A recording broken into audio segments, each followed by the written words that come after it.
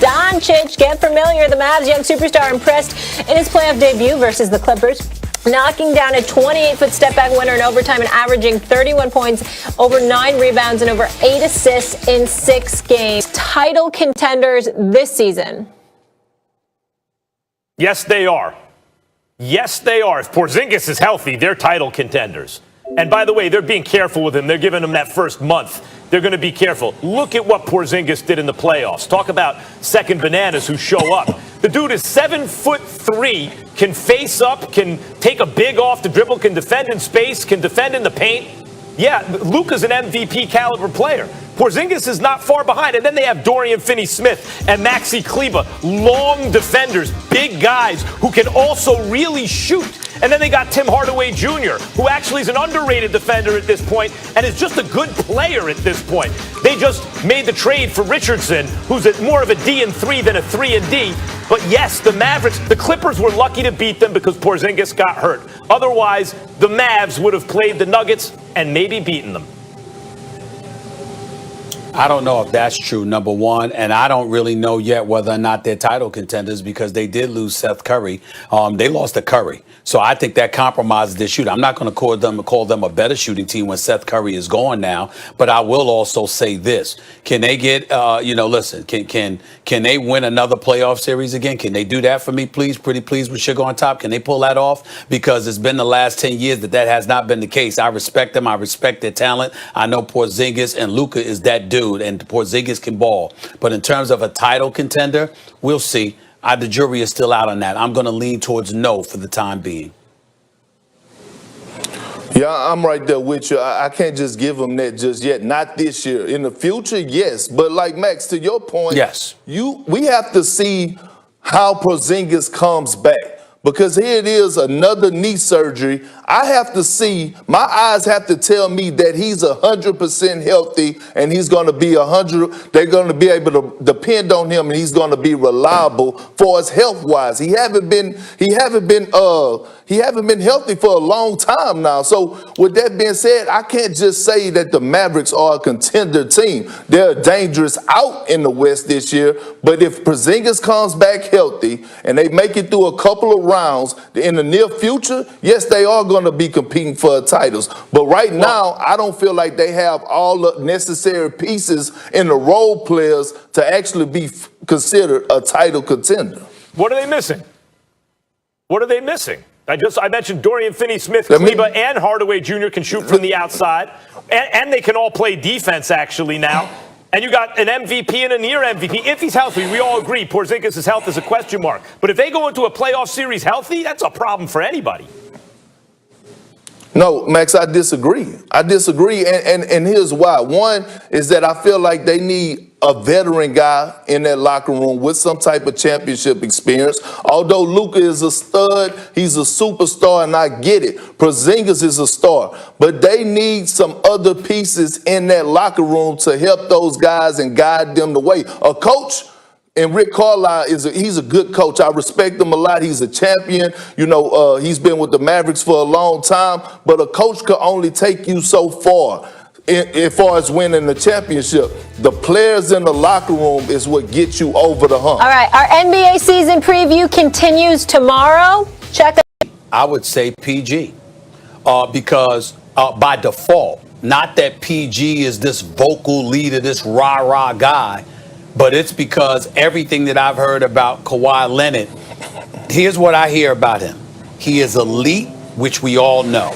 Both ends of the floor. He is a superstar player, but he is one of the most indifferent leaders you will ever see in your life. He is not a guy that is going to galvanize and inspire. He is a guy that is a master at doing his job, and those other responsibilities come with someone else. And because of that, some people pointed out to how that was a huge problem for the Clippers last year. Now, we can't ignore that PG clearly had a problem with Montrezl Harrell and vice versa. Harrell basically told everybody that.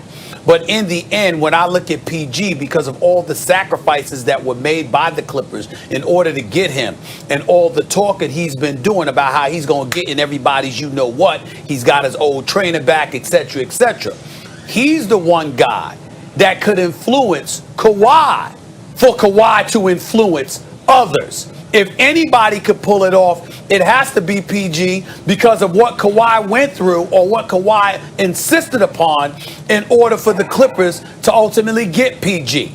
So it's basically by default, but I would say based on Kawhi's personality and what he has shown throughout his entire career, PG is a bit more talkative.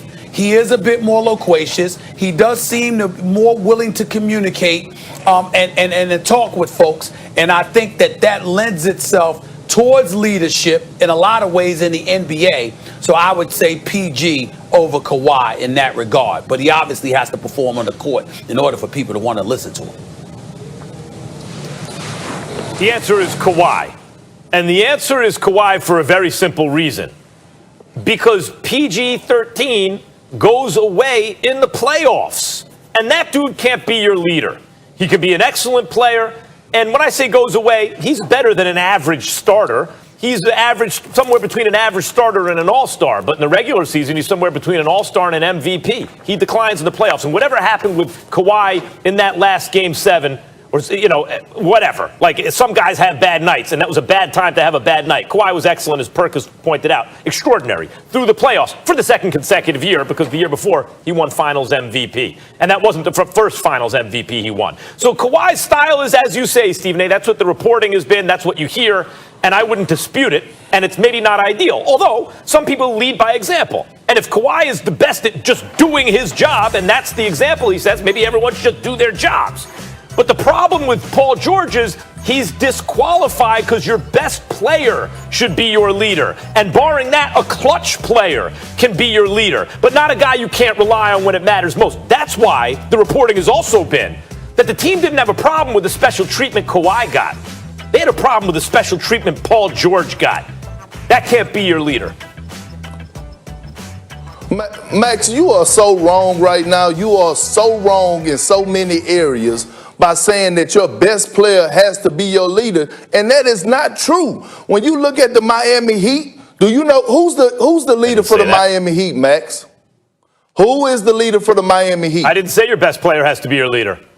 Jimmy Butler. You just said that. Who? No, he's not. Udonis Haslem is the leader for the Miami Heat. So with that being said, a lot of guys can't gravitate to guys coming up just to show up to work. Your leader does everything else off the court also. And to me, it's a no-brainer to answer the question. Paul George is the better leader. Why? Because he's more vocal. We haven't heard 10 words from Kawhi Leonard this offseason. And when reports come out, they talk about the special treatment that Kawhi gets, being able to take his helicopter to practice, being able to fly back to San Diego to live in his $20 million mansion, holding the plane up, being late, having his own coach on the coaching staff, having his own trainer, everything, just being a loner. So PG, although I don't agree with a lot of things that comes out of his mouth, at least he owns up to a lot of things. He's not afraid to address certain things, especially when it's about himself. It's not all about your leader has to deliver on the court, Max. Your leader is a guy that's going to be vocal. And by the way, the Clippers just invested over $200 million into Paul George. So that means the Clippers are committed to Paul George, and Paul George is committed to the Clippers. Kawhi hasn't signed nothing yet. He has a player option for next year. So with that being said, PG is the leader. He has to be the leader, the guy that steps up vocally in the locker room, calling team dinners when they, on the road, getting guys together. That has to be Paul George, because we know that's not Kawhi Leonard, and history tells us that because he wasn't even the leader in Toronto. So that being said, it's Paul George. I'm not in a position to dispute your locker room experience, who have played on a championship team. When you bring up a guy like Haslem, who's, the Lifetime Heat Award, whatever that is, I get it. He's synonymous with the franchise. We're talking about different things here, though. Haslem, if you want to call Haslem the leader instead of the heart and soul or a culture setter or whatever, there is leadership in that. But when I think of the Heat, I don't think of Haslem. I don't think the Heat are going to go as far as Haslem leads them. I think of Jimmy Butler. And sure, Kawhi should be more vocal ideally. That's not his style. Maybe you need another dude like a Rondo on that team. That's why we were all talking about that, who would have been the right kind of leader.